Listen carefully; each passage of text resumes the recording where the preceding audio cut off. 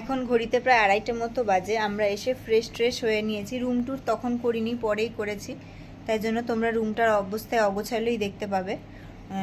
হোটেলের ভাড়া প্রায় 2700 টাকা করে পার ডে পড়ছে। সেই আন্দাজে হাজব্যান্ড বলছে ঠিকই আছে মোটামুটি যে রুম আছে, কিন্তু আমরা এর আগে যখন ঘুরতে গেছিলাম সিমলা মানালিতে, ওখানে এরকম প্রাইসে আরও অনেক সুন্দর হোটেলে থেকেছি, তাই আমার কাছে একটুখানি মনে হয়েছে যে প্রাইসটা আরেকটু কম হতে পারতো। হোটেলের ঢুকে যে ভিউটা বা ওই জায়গাটা, ডাইনিং এরিয়া যেটা ব্রেকফাস্ট এরিয়া, ওখানটা আমি ভিডিও এখনও করিনি, ওটা তোমাদের সাথে পরে শেয়ার করছি।